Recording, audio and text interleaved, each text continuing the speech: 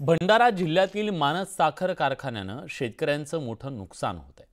Chemical युक्त पाणी शेतकऱ्यांच्या शेतात सोडल्यानं 10 हेक्टरवरची शेती नापीक झाली आहे। परिणामी शेतकऱ्यांच्या समोर गंभीर संकट निर्माण झालंय।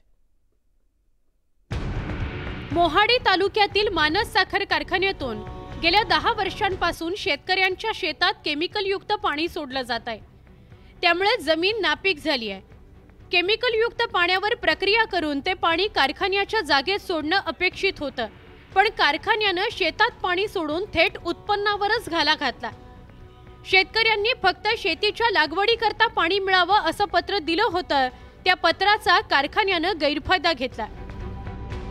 कारखान्याचा जो खराब दूषित पाणी आहे तो केमिकल युक्त पाणी आहे, तो आमच्या शेतामध्ये येते आणि त्या दूषित पाण्यामधून जे आमचे गहू लावलेत ते पूर्ण वाळून गेले आहेत। आमची हे जमीन पाणी सोडता पण हे जमीन आम्ही तुम्ही विकत घ्या आणि आम्हाला जो मोबदला आहे आम्हाला तो मोबदला द्या। आम्हाला कुठं जायचं आहे काय करायचं आम्ही ते पाहू, तर नसल देता आम्हाला सीधा आत्मदहाची अशी आम्हाला यांनी परवानगी द्यावी, बस आमची एवढीच विनंती आहे।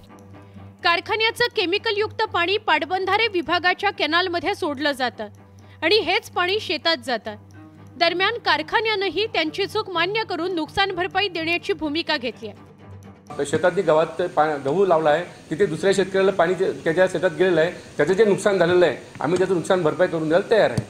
शेतकऱ्यांनी पाटबंधाऱ्याकडे एक ॲप्लिकेशन केलं होतं 2-3 वर्षापूर्वी की आमच्या शेतातून ETPचं पाणी सोडण्यात यावं आणि त्यांच्या शेतात डायरेक्ट ते पाणी जाऊ शकणार नाही, मग ते पाटबंधारे थ्रू आमच्या शेतात पाणी सोडलं पाहिजे असं एक ॲप्लिकेशन शेतकऱ्यांनी पाटबंधारे विभागाला केलेलं आहे।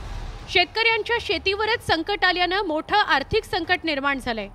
त्यामुळे कारखान्यानं शेतकऱ्यांना लवकरात लवकर नुकसान भरपाई देण्याची गरज निर्माण झाली आहे। भंडाऱ्याहून नेहाल भुरेसह ब्युरो रिपोर्ट न्यूज 18 लोकमत।